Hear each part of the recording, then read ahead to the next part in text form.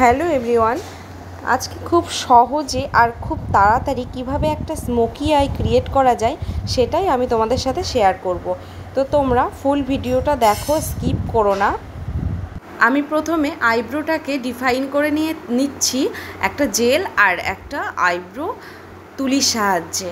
তো আমি প্রথমে জেলটা আইব্রোর মাঝখানে দিয়েছি, তারপরে ফ্রন্টের দিকে টানলাম।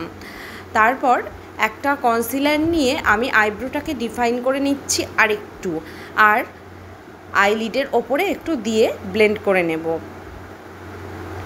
দেখো এভাবে তোমরা দেবে, দিয়ে সেটাকে একটু তুলি দিয়ে ব্লেন্ড করে নিয়ে তারপর বিউটি ব্লেন্ডার দিয়ে ব্লেন্ড করে নেবে। আয়ের তিনটে কর্নার, একটা হচ্ছে আইবলের ওপরে, আর একটা ইনার কর্নার আর আউটার কর্নার, এই তিনটে পয়েন্টকে ধরে আমরা ব্লেন্ড করব ক্রিজ লাইনটাকে।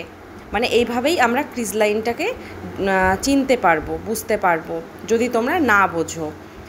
তো তারপর একটা লাইট কালার দিয়ে আমি সেই প্রথম যে কালারটা ইয়েলো কালারটা দিয়েছিলাম সেটাকে আরেকটু ব্লেন্ড করে দিলাম। ব্লেন্ড করার পর আমি একটা ডার্ক কালার নিয়ে ক্রিজ লাইনে আবারও ব্লেন্ড করছি।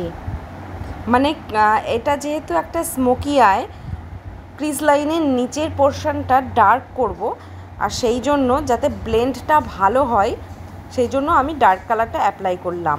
এরপর একটা ব্ল্যাক কালার আমি আইবলের ওপর আর পুরো লিডটা, মানে নিচের লিডের পোর্শনটা অ্যাপ্লাই করে নিচ্ছি, আর ওই যে ডার্ক কালারটা অ্যাপ্লাই করেছিলাম সেটাকে দিয়ে আবার আমি ক্রিজ লাইনটাকে একটু স্মাচ করে দিলাম।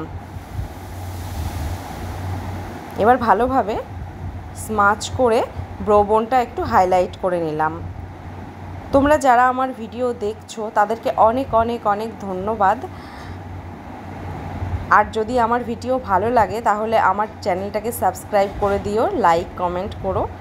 আমি আয়ের নিচের পোর্শনটা এবার একটু মোটা করে কাজলটা পরিয়ে সেটাকে স্মাচ করে নিচ্ছি, নিয়ে আরেকটা কালার দিয়ে ব্লেন্ড করে দেব।